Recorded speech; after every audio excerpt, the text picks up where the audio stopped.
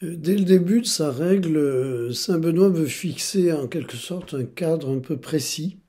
Et pour le faire, il va parler des différents genres de moines qui existent à son époque et qui existent un peu à toutes les époques, et qui, au-delà des catégories de moines, définit en quelque sorte un peu le- les priorités qu'on se donne. Donc, saint Benoît évoque quatre genres de moines.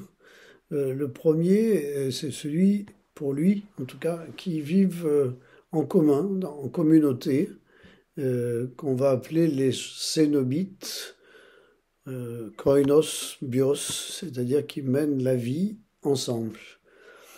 Et il y accorde la plus grande importance en fixant comme cadre pour ceux qui vivent ensemble la nécessité d'avoir une règle de vie et d'avoir un, un abbé, c'est-à-dire quelqu'un qui joue le rôle à la fois d'encourageur et puis aussi d'arbitre. Quand il faut prendre des décisions, ou quand il faut régler des conflits, etc.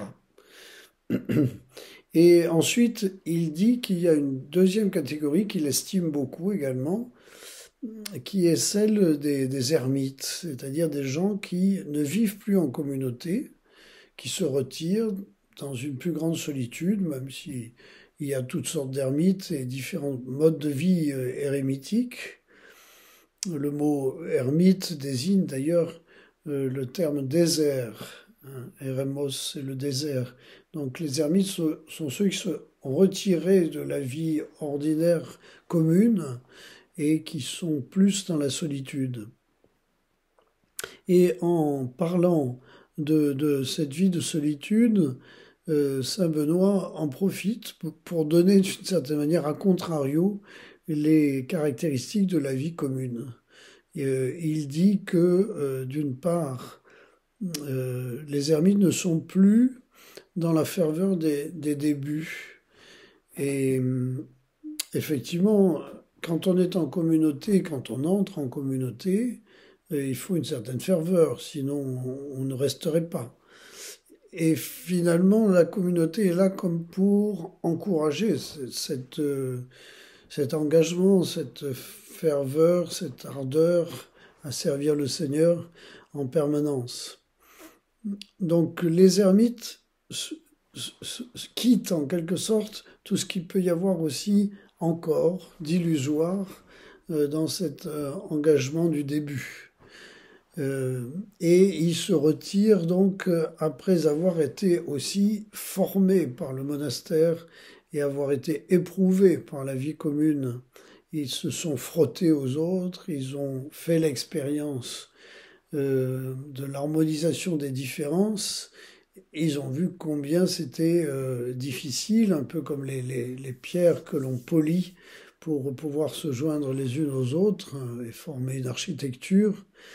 Donc ils ont appris tout ça et ainsi Saint Benoît décrit une dimension importante de la vie commune. Et,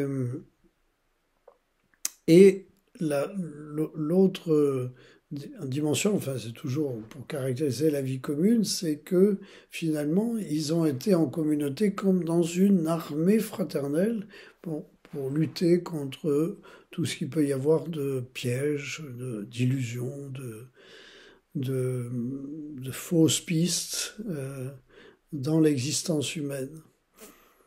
Et il se retire donc dans le combat solitaire du désert, aux prises avec les combats intérieurs. Car même lorsque l'on quitte la vie commune, on est toujours dans une nature humaine divisée, qui ne cesse pas de combattre.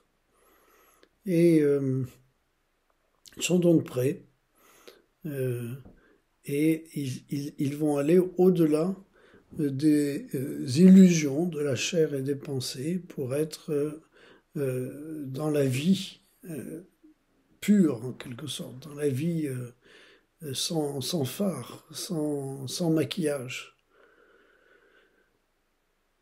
Alors, cette vie érémitique n'est pas faite pour tout le monde, elle est faite pour des gens qui y sont appelés et que le monastère peut accepter. De même, dans la vie courante, on peut dire que certains sont appelés à une expérience plus radicale, plus déterminante de seul à seul, avec eux-mêmes et avec Dieu, et qu'il faut savoir accueillir cette forme de vie. Bien souvent, les personnes âgées sont dans une telle condition du fait de leur handicap, du fait de leur surdité, du fait de leur malvoyance quelquefois. Ils sont un peu plus à l'écart et certains donnent l'exemple d'une vie intérieure tout à fait extraordinaire. Donc voilà, c'est cette catégorie des ermites qui nous permet de mieux déterminer celle des cénobites, de ceux qui vivent en communauté. Et encore une fois, ce sont c'est un cadre, ce sont des règles qui sont utiles à tous et à toutes euh, pour une vie harmonieuse avec une véritable compréhension du sens de la vie.